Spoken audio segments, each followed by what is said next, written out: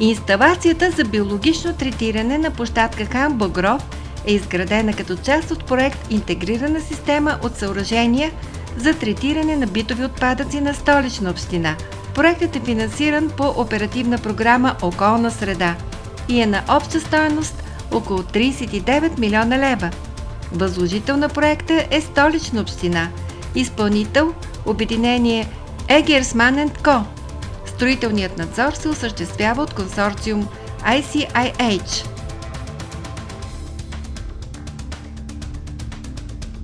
Инсталацията за биологично третиране е предвидена да приема и обработва 44 000 тона годишно разделно събрани биоотпадъци от територията на Столична община. Съоръжението функционира като две отделни технологични линии за третиране на 24 000 тона годишно зелени отпадъци и 20 000 тона годишно биоотпадъци от домакинствата и търговските обекти на град София. Постъпващите в инсталацията зелени отпадъци от поддръжката на зелената система на града се складират на открита площадка за зелени отпадъци.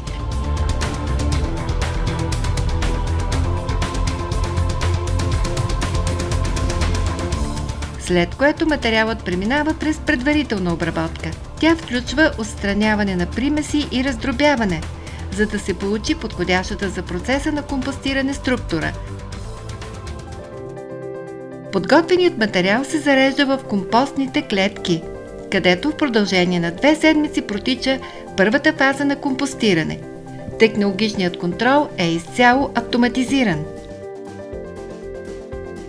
След приключване на интензивното компостиране, материалът се прехвърля в зоната за зреене на компоста, където, разположен в компостни редове, периодично се размесва и оросява, като по този начин се осигурява необходимата аерация и се поддържа оптимална влажност. Този процес е с продължителност от 6 до 8 седмици.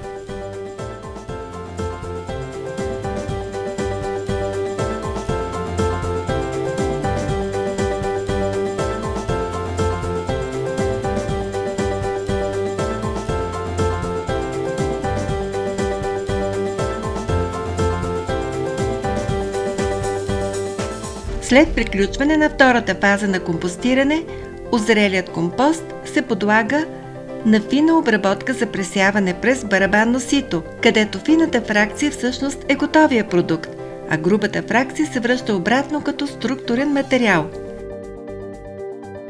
Отработеният въздух от помещенията се използва за аерация в компостните клетки, след което, преминавайки през увлажнител и биофилтър, се изпуска пречистен в атмосферата.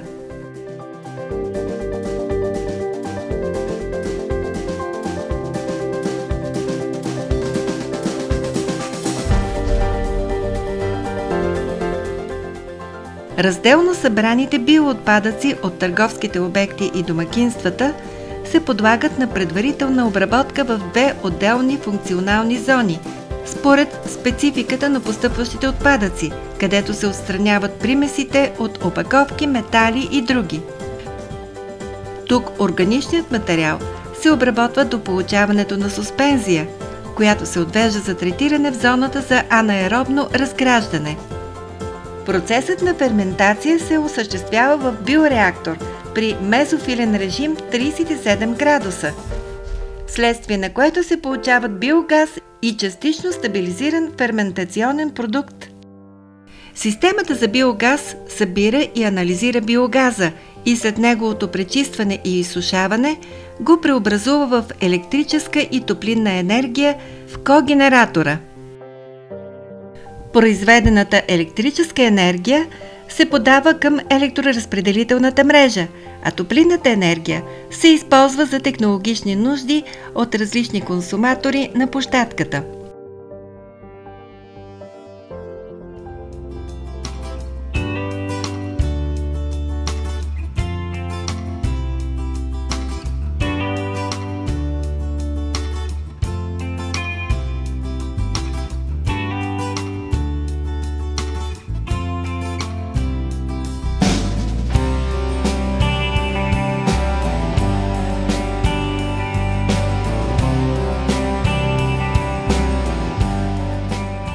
Частично стабилизираният ферментационен продукт се хигиенизира чрез пастеризация при 70 градуса, след което се обезводнява, за да се подготви за процеса на последващо аеробно третиране.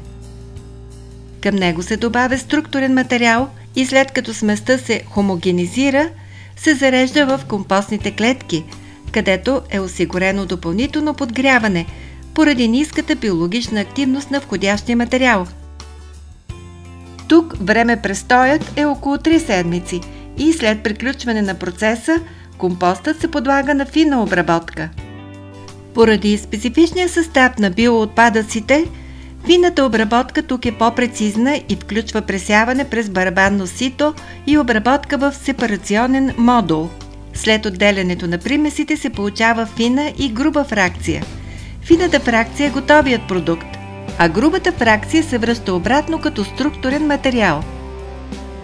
Отработеният въздух от помещенията предварително се подгрява и се използва за аерация в компостните клетки, след което се пречиства от амоняка в киселинен скрубер. Като продукт се получава амониев сулфат, който може да се използва за наторяване в земеделието. След киселинния скрубер въздухът преминава през биофилтър и окончателно пречистен се изпуска в атмосферата.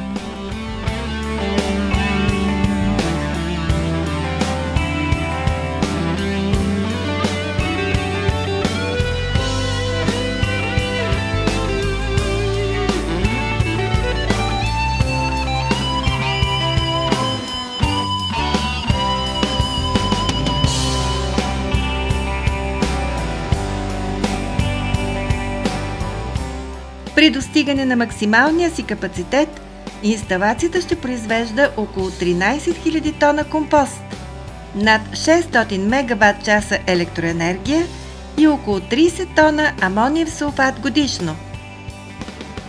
В зависимост от търсенето на пазара, продажбата на тези продукти ще компенсира част от разходите за поддръжка на инсталацията.